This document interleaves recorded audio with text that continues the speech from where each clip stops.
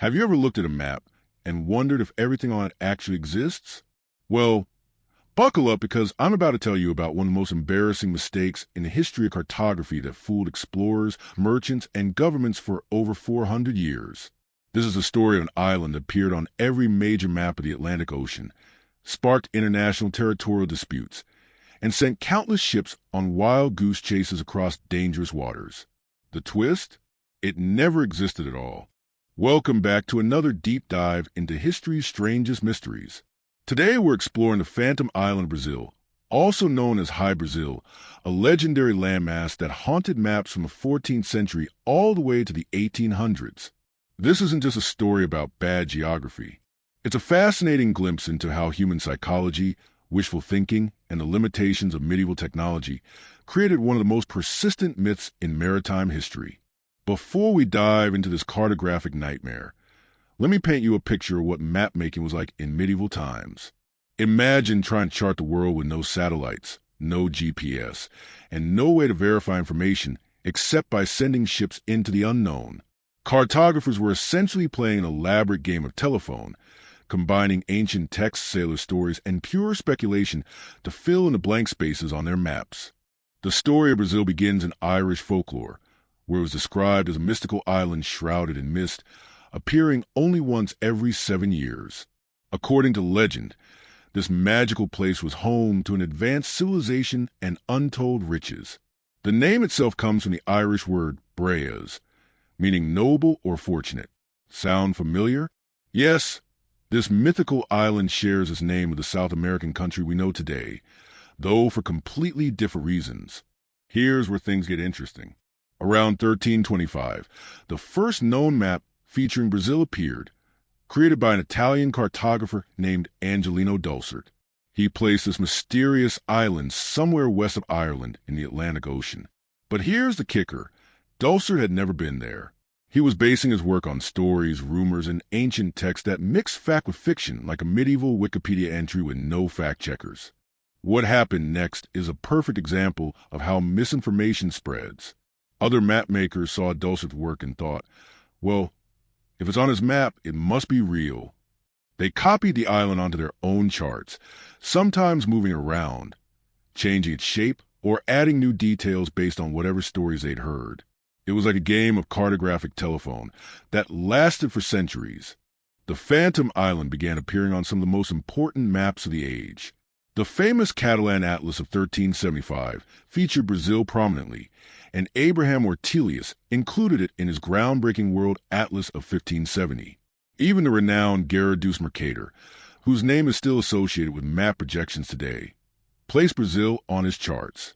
When the biggest names in cartography are all showing the same island, who's going to question its existence? But the story gets even more bizarre when real explorers started looking for this mythical place. In 1481, John Jay, a merchant from Bristol, England, actually set sail to find Brazil. Think about that for a moment. This man risked his life and fortune based on what was essentially a medieval rumor. His expedition failed to find the island, but instead of concluding it didn't exist, people assumed he just hadn't looked in the right place. This pattern repeated throughout the 15th and 16th centuries. Explorer after explorer set out to claim Brazil for their respective countries, each failure only adding to the mystery rather than debunking it. The Portuguese were particularly interested, seeing it as a potential stepping stone to their colonies in the Americas. Spanish and English explorers also mounted expeditions, turning the search for a non-existent island into an international competition. One of the most fascinating aspects of this story is how Brazil evolved on maps over time. Early depictions showed it as a simple circular island, but as more sightings were reported, cartographers added detail. Some maps showed Brazil as having elaborate coastlines, internal rivers, and even cities. It's as if the island was growing more real with each iteration, despite never existing in the first place. The persistence of Brazil on maps reveals something profound about human psychology. We have a natural tendency to fill in gaps in our knowledge with speculation, and once an idea becomes widely accepted, it takes enormous evidence to dislodge it.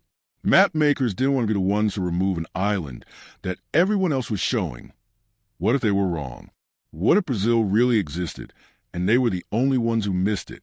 Maritime insurance records from the 16th century reveal another dimension to this story. Lloyd's of London and other insurers actually wrote policies covering expeditions to Brazil. Merchants invested real money in ventures to find and exploit this phantom island. The economic impact of a place that never existed was very real indeed. The technological limitations of the era made verification nearly impossible. Ships navigated by dead reckoning, using compass bearings and estimated speeds to calculate their position. In rough weather or strong currents, these calculations could be off by hundreds of miles. A ship's captain might think he was approaching Brazil when he was actually hundreds of miles away from where he thought he was. These navigation errors often got reported as Brazil sighted but couldn't land due to weather, which only reinforced the island's supposed existence. Weather phenomena also played a role in keeping Brazil myth alive. Sailors sometimes reported seeing land on a horizon that would disappear as they approached. These were likely mirages caused by atmospheric conditions, temperature inversions that can make distant clouds, or even ice formations appear to be solid land. In an age before scientific understanding of such phenomena, these sightings seem to confirm Brazil's existence as a mystical island that appeared and disappeared. The story takes an interesting turn in the 17th century when Captain John Nisbet claimed to have actually landed on Brazil in 1674. According to his account, he encountered the island during a voyage from France to Ireland when his ship was blown off course by a storm. Nisbet described Brazil as inhabited by large black rabbits and a mysterious man who gave him gold and silver. This tale was widely circulated and seemed to provide the concrete evidence that Brazil believers had been waiting for. However, modern analysis suggests that Nisbet likely encountered one of the real islands near Ireland, possibly in heavy fog or unusual weather conditions that made familiar landmarks appear strange and mysterious. The magical elements of his story were probably embellishments added either by Nisbet himself to make his tale more impressive, or by others as the story was retold. What's truly remarkable is how long it took for Brazil to finally disappear from maps. Even as navigation technology improved and the Atlantic became increasingly well-charted, Brazil persisted. The Royal Navy conducted systematic surveys of the Atlantic throughout the 18th century, methodically debunking phantom islands one by one.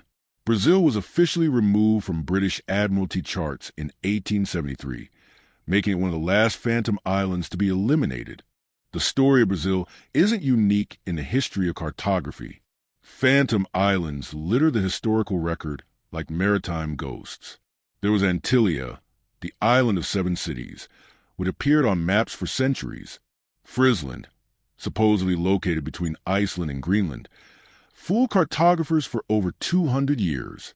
The island of California, shown as separate from the North American mainland, persisted on maps well into the 18th century despite numerous overland expeditions proving it was connected to the continent.